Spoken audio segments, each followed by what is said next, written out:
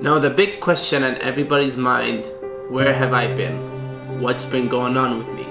Why did I disappear out of the blue, completely out of social media, YouTube, Instagram, Snapchat, not replying to anybody's text message and not answering anybody's phone call? A lot of you are wondering what the hell is going on. This video is basically gonna answer all your questions and hopefully you guys understand what's been going on and why I did what I did and why did I disappear. I'm gonna be honest with you, it was completely out of my control. Till this second, till this moment, it's still out of my control. I can't control what's going on in my life. Basically nothing. Literally, I can't control anything. August 22nd. If you follow me on Snapchat, you know what happened on that day.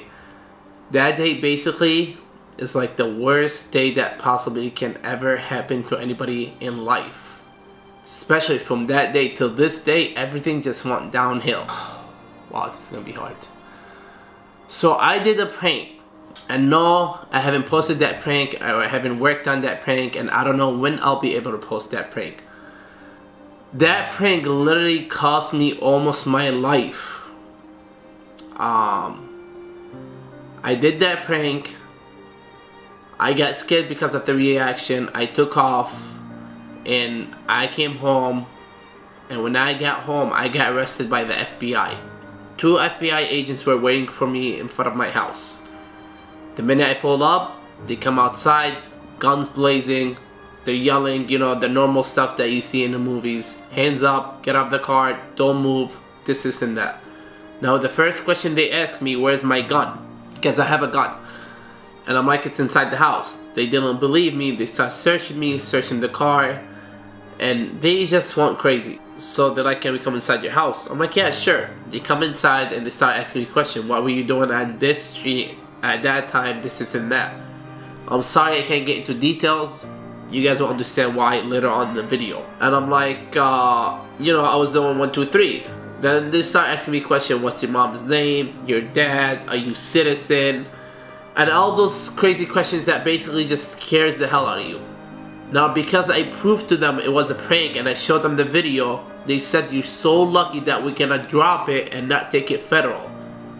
But the CBD, which stands for Chicago Police Department, wants to ask you a few questions. Now the FBI stayed till to like almost 11 o'clock waiting for the CBD to come in. I asked the officer, the FBI, I'm like, do I need a lawyer? He's like, no. They're just gonna take you to the station, ask you a couple questions and you'll be home. When the CBD came, I asked them, I'm like, do I need a lawyer? They said no. I'm like, what time will I be home? They said around 4 or 5 o'clock. I'm like, okay, cool. They take me to the station, all the way in the north side. And I told my friend, follow me in my car so when I'm ready to be able to leave, she can come pick me up. So we get there, they take my photo, my fingerprints, then they put me in a small room.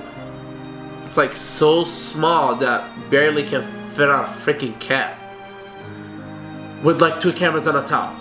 So I was in there for 48 hours. No water, no food, nobody to talk to, no phone call. And the minute that door opened, I was so relieved because I was so happy and I'm like, finally I'm going home. The officer looks at me in the eye, he's like, Jamal Abdul Hadi, you are under arrest and you're being charged with 1, 2, 3. And I looked at him like this, I'm like, what? You know, it was a joke.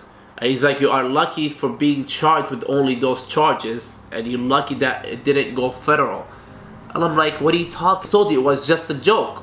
And he's like, anything you say will be used against you in a court of law. You have the right to remain silent. Boom, boom, boom, boom. So I didn't say anything.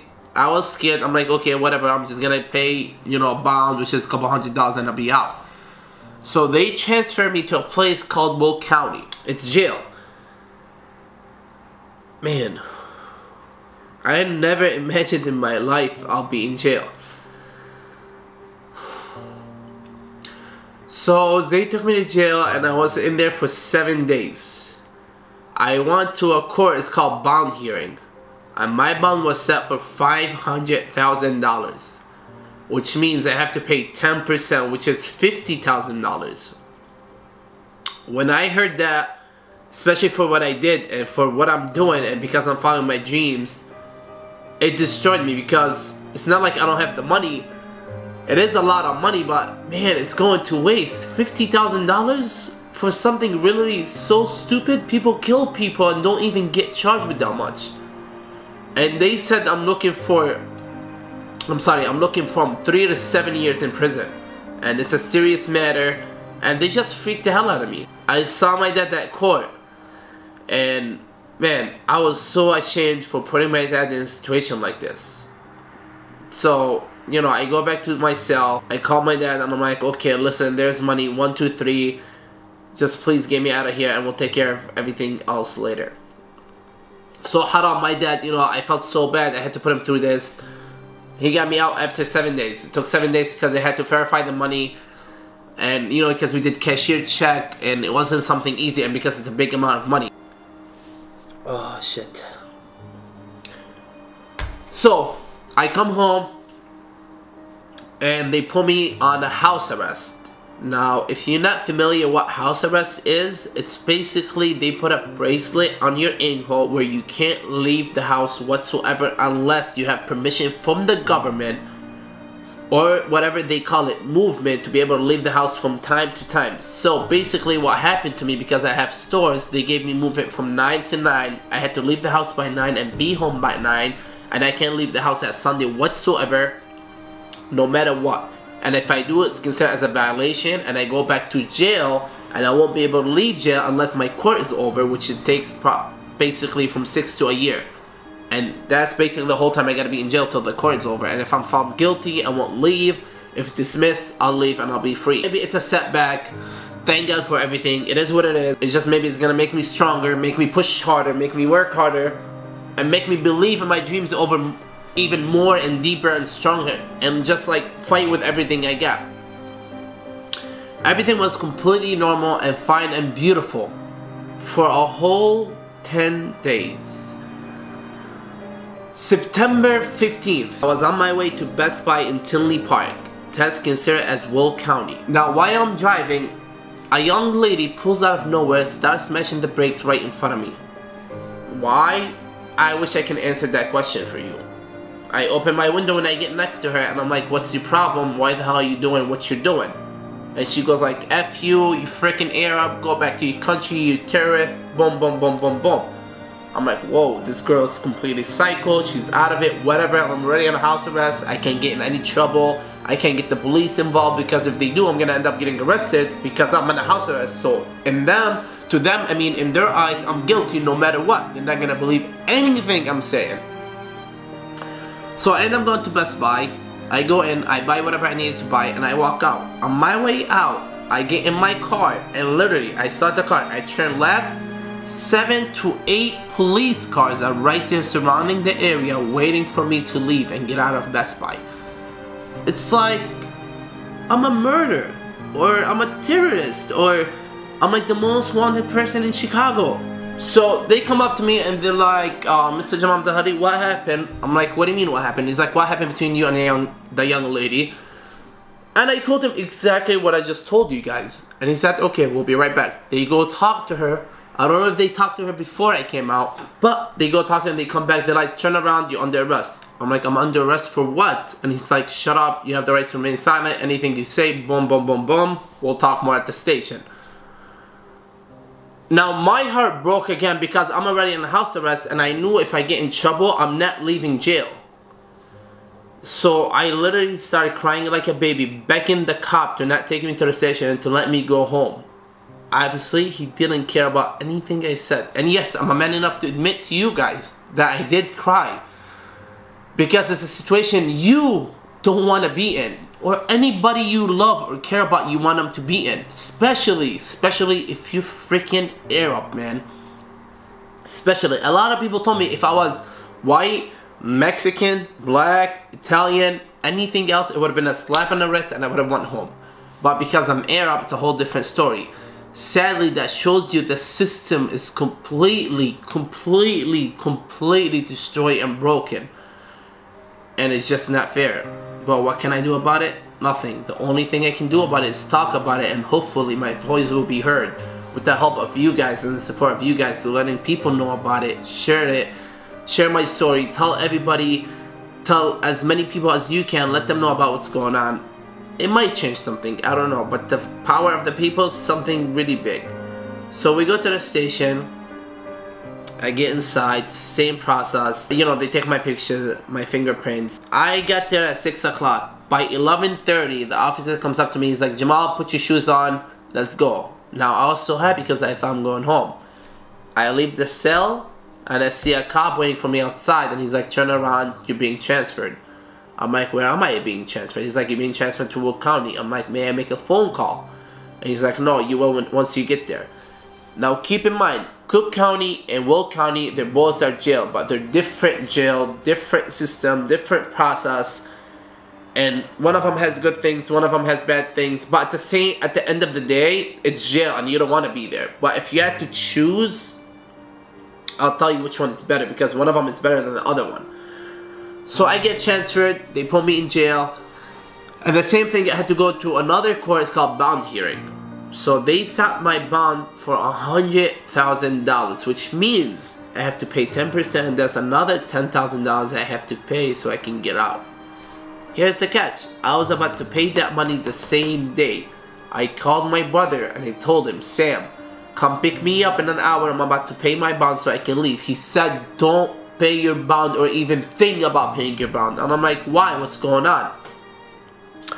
He said, the lawyer said, if you pay your bond, Cook County, which is the other jail I was at, they're gonna come and pick you up and you won't leave jail till your court is over because you violated your house arrest. This is where my heart completely broke. It shattered into pieces because now I can leave. I have the option to leave, I have the money to leave, but I can't leave because if I leave this jail, I'm going to another jail, so now I'm being forced to stay in this jail till they find a solution to my other case, or till I fight this case and it's over. Because according to my lawyer, when he came and visited me, he said it will take from 3 or 4 months. So basically, I had to choose either to do a year in Cook County or to do 3 or 4 months in Will County. If you're in my shoes, obviously you're gonna do 3 or 4 months. You don't want to do a year, especially in Cook County. Now, if you don't know what Cook County is, Google it and you'll understand what Cook County is. So I started crying every night. Every morning I'm waking up crying, going to sleep crying. Can't believe that my life is basically coming to an end because of a lie. Because of somebody said, you know, I did this, and it's completely a lie. I never did any of whatever she said I did. Which is, I didn't mention it. She said I smacked her and I robbed her. Why would I smack a girl, or why would I rob a girl? Thank God I'm in a good position. I have businesses. I don't need to rob, and I'll never ever think for a second to put my hands on a woman. I was raised better than that. My mom raised me way better than that. I was raised by a queen. No matter what, I would never put my hands on a woman. So that's what she accused me of, and sadly they believed it. Now the good news is I was in Best Buy parking lot. They have cameras outside, so my lawyer asked for the footage and the video, and that's what we're gonna use in the case. And I know it's gonna be beatable 100% because I'm 100% innocent. But the only sad part, it cost me $10,000. That's waste of money. Now, I didn't even talk about my lawyer fees yet. So back to my story. I was at Wood County. They processed me, you know. And like I said, I was crying day and night, day and night. And I was there for 3 weeks. After the lawyer said pay his bond, he needs to be transferred to Cook County because now we gotta take it back to Cook County. And he's gonna try to talk to the judge to let me leave and get back on the house arrest. Reinstated my house arrest. And it was a 50-50 chance. Now I was so desperate where I couldn't stay in Will County because the story I was hearing and the cases that people are finding in there, it's so scary, you guys. Like the minimum somebody was getting in there like 6-7 years. A guy got 4 years from stealing from Walmart 3-4 CDs that cost, like, the total came out to like $40-50, and they gave him 4 years. Well, he was guilty, but like, it's just, you know, when you're in a situation like this, you are so scared. Like, you're helpless. Like, you have no power. It's just hard to be strong. It's hard to be positive. It's hard to think about anything good other than what's going on. You're full of negativity inside. And the way you're being treated, you're being humiliated. They'll tell you when to wake up, when to go to sleep, when to eat, when to shower. And there's something called strip search, where they strip search you every 2 or 3 hours, which is completely, you come out of your cell, you completely get naked, where they tell you, excuse my language, grab your ball sack, pick it up, they look, they tell you to turn around, squat, grab your butt cheeks, and cough. You know how embarrassing and humiliating that is? Oh, every time I remember about it, it just kills me. I can't believe I was in that situation. So, I pay my bond, and, you know, I get released. I leave this jail, I was on a handcuff like this. The minute I walk out of the doors, 2 police officers from Cook County were waiting for me. They removed the handcuff from this side to behind my back, and they said, they're under arrest, you're going back to Cook County for violating your house arrest. This is what I'm like, my life is done. This is why I literally had no hope whatsoever. Now, they took me to Cook County, and I was in there for a week before my court date. So total, I did 31 days, no, total I did exactly 38 days in jail, which is considered 76 days in total, because they say each day you do in jail is count as 2.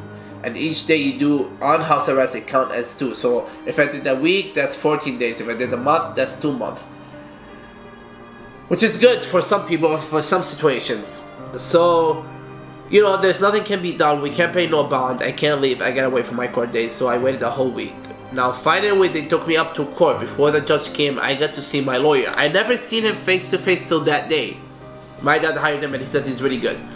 So I spoke to him. I'm like, what's my chances? What's going on? He said, your chances are 50-50. The prosecutor, I don't know if I said that right, and the state don't mind what I want, which is getting your house arrest back. But the only problem is the judge might be mad that you caught another case while you were on a house arrest. That's the only thing we're afraid of. Other than that, you should be fine. And, you know, I'm praying, obviously, please, please, please, God, please, please, please. They finally called my name. I walk in. The minute I look at the judge, I start crying. I look behind me. I see my dad, my brother, my friends. And I'm like, is this going to be the last time I'm going to see my family? Or what's going to happen? Am I be able to leave today? So, you know, the lawyer's talking. They're talking like law language. I'm barely understanding because I'm completely shocked. But when the judge said, Mr. Jamal Abdul Hadi, I'll see you here on November 16th. Make sure you be here on time.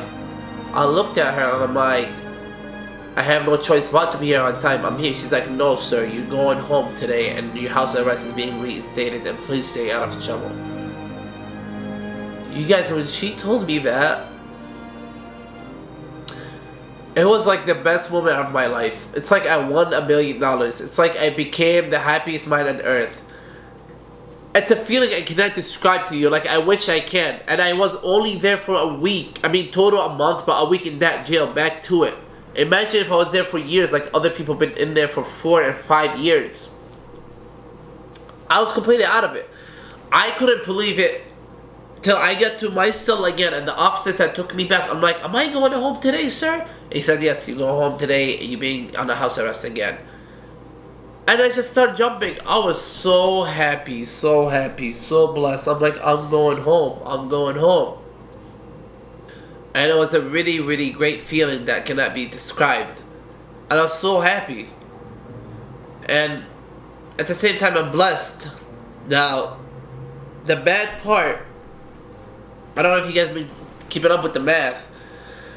Like I said, I paid $50,000 for the first time, $10,000 for the second time. That's total of $60,000 cash in less than 2 months. Alright, that's 60. Now, how much did I pay for my lawyer? My lawyer charged me $25,000 for my cases. What am I facing? I'm facing 3 felonies, 2 class 2, 1 class 3, and 2 misdemeanors. If you're familiar with the law, you'll understand what I'm facing. If not, like I wasn't, till I had to go through what I'm going through, you can Google it. Or talk to somebody that knows about it, or a lawyer that knows about it. So that's total of $85,000 that I lost in less than 2 months. And keep in mind, it's all cash that I had to pay. Now on top of that, my stores were closed for almost a month, and that cost me another $5,000 to $6,000 in profit. So that's total of $90,000 to $92,000 in 2 months or less. Thank God I'm home today. And I'm happy I'm home. I've been home for 5 days now. I came home, I don't even know the day I was released, to be honest. I completely forgot. But I'm home. And yes, I'm still on house arrest. The bracelet is still on my ankle. And I'm ashamed to tell you this. And I'm ashamed to show it to you. And also, what made it even worse that I was staying in there, that I couldn't talk to my mom. And I walked into jail as 27 years old and came out 28 years old, which is my birthday that I was hoping so hard for and wanted it to come so bad because I had big plans I really wanted to do.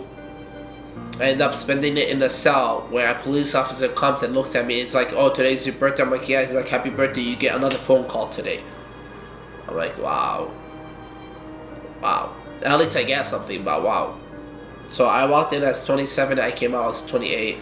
A birthday I'll never forget. A birthday I'll never want to deal with or have the experience of having for that day. Where especially I had so much hope and so much plans for it, and it's supposed to be one of my greatest birthday ever. It turned into the worst birthday I can possibly ever imagine of. I didn't even have that birthday in my dreams. I never thought I'll ever spend a birthday inside jail. Now, I know it might sound stupid, it's just a birthday, but just the fact that I was in there. Now, I'm not gonna lie to you guys, I lost a lot of followers on Instagram, Snapchat, and probably YouTube. I just want to say, if you one of those people that stopped following me and being part of the team or the journey, I just want to say thank you for your time. Thank you for giving me a chance. I really truly appreciate it. And I'm sorry for letting you down. There's nothing else I can do. And for the people that still continue to show love and support and still being part of my journey, my team, my family, our family, I just want to say you guys are truly are the best. And I appreciate every one and single one of you, and I love you so much because you're still here. And it means so much for me that you're still here because you're still making me believe in my dreams and in my goals. Even though I'm dealing with so much, it's a big setback, and I have to stop and hold everything because, like I said, I'm dealing with so many cases. I can do nothing crazy like that.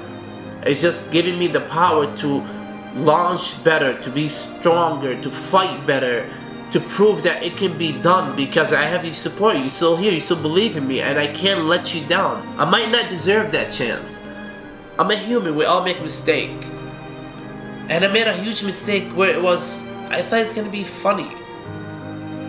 Literally, I thought it's gonna be funny. Like, I didn't think it's gonna be that crazy. And not just that, I was broken.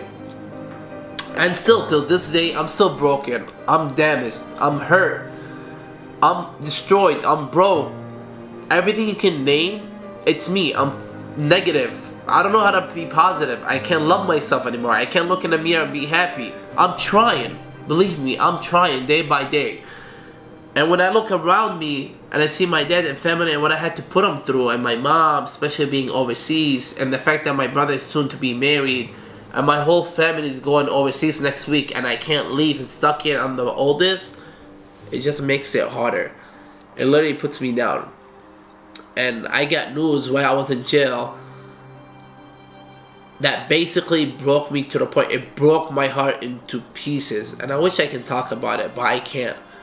But at the same time, I'm glad that it happened. And you know how they say everything happens for a reason, and I'm a true believer.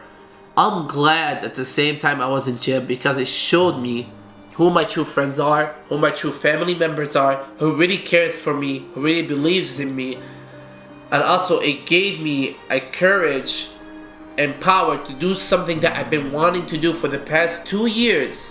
But I never found that inside of me. Like, I couldn't do it because something inside of me was holding me so tight to not let me do it. But when I was inside, it finally unleashed, and it made me be comfortable and like leave with peace and finally move forward and leave whatever it is behind.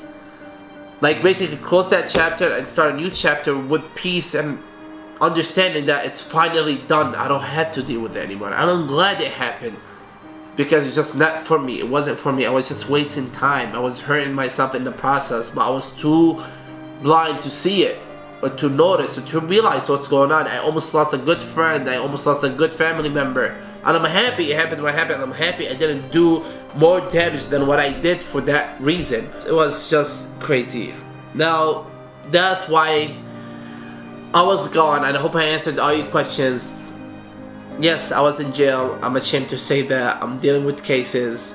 I can't be on social media as much as I want to be. I'm controlled because my phone is being tapped, it's being watched. Everything I record, everything I say, everything I send is being recorded, because they think I'm a terrorist, or, you know, because I have so many cases, and because I'm Arab, and because I got arrested by the FBI, and they're doing crazy background at me and my family, and it's just, you know, it's downhill from there. But like I said, I'm trying to be as strong as I can to fight, to be strong for you, for myself,